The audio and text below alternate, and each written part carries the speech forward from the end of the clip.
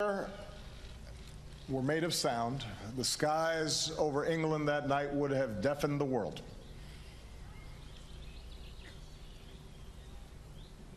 Captains paced their decks, pilots tapped their gauges, commanders pored over maps, fully aware that for all the months of meticulous planning, everything could go wrong. And more than 150,000 souls set off toward this tiny sliver of sand upon which hung more than the fate of a war, but rather the course of human history. All right, folks, and as we have talked about the 70th anniversary of Normandy D-Day, 2,500 U.S. soldiers killed.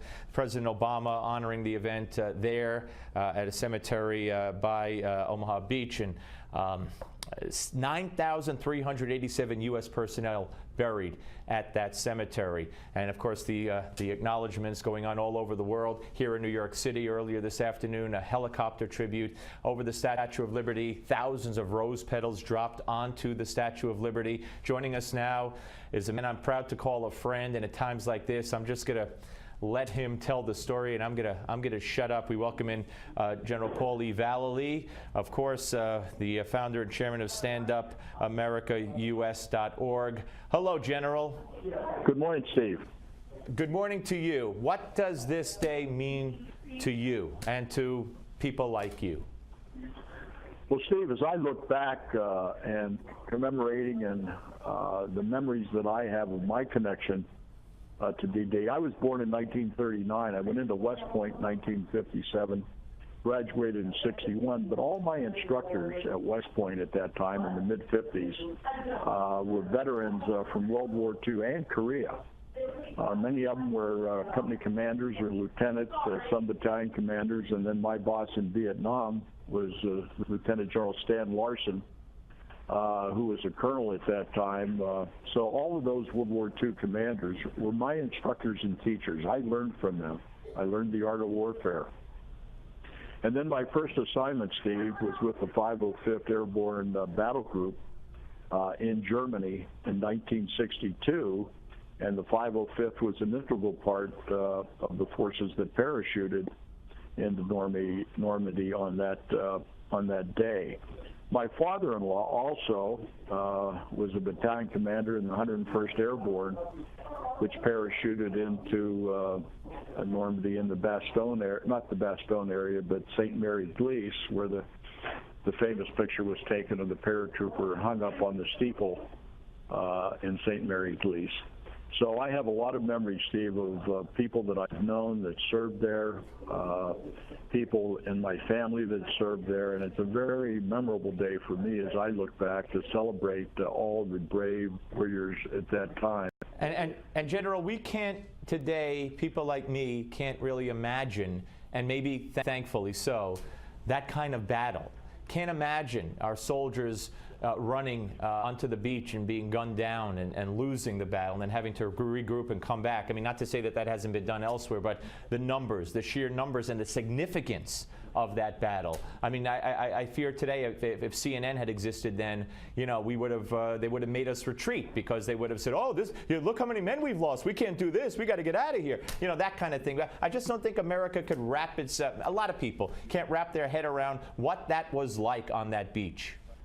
Well, that's right. And the end game there, Steve, was victory over Nazi Germany. And they fought for that. Today, we can't even say victory. You know, when we look at Iraq, we look at Afghanistan, with no victories there as far as the United States is concerned, but certainly our soldiers, airmen, and naval forces have fought well. So it's a whole different outlook on the world, much different than it was back in the 40s and 50s. How did we overcome? How did we regroup and win eventually that battle, and with all the obstacles to overcome, and then of course you know, so just bask eventually in the significance of that victory? Well, I think there's two things. Number one, we had great generals and admirals. We had MacArthur, we had Eisenhower, we had Patton, we had Bradley, we had Admiral Nimitz. So we had a great general officer corps and colonel corps that trained their units for that particular invasion on D-Day, and then all of the continued campaigns in Europe until 1945. So it's a matter of leadership and training. And today, I know for a fact we don't have the same caliber of generals and admirals that we had then. They become much too political today, much too political and politically correct. So there's a big difference between now and then, and my heart rests basically back in the 40s and 50s when I grew up and experienced all of that with those fine heroes of World War II. I do believe, though, and you know this better than me because you're privileged to work with and talk with and just be associated with every single day the men and women who are in our military. I think the caliber, if push came to shove, the caliber of the people serving are just as high a caliber as the people who served. And if it had to be done, I think generals aside and leadership aside, the foot soldier part of it could get it done. Agreed? Well, oh, absolutely, and we can see that reflected every day. I was watching the Bergdahl series of platoon members that served with him, and these are all outstanding enlisted people and officers at the lowest level that they have witnessed perhaps what we might call a deserter at this time. And that reflects greatly back on the situation that is so different here this year in 2014 than it was back in the 40s. It's a whole different situation out there, Steve, and it takes better leadership than we have now to make sure that we can sustain ourselves. General, always great to talk to you. My regards to your lovely wife, and enjoy the day, sir. Thank you very much, Steve, and you as well. Thank you. General Paul E. Vallely, ladies and gentlemen, chairman of StandUpAmericaUSA.org. Check it out. He's a great man, and this is a very important day. Very important day, and I'm glad the president went where he went, and I'm glad the president said what he said. Doesn't change, in my mind, the problems and the things he's done to our military and with our military, but nonetheless, it was a good job today. Coming back on the Steve Malzberg Show.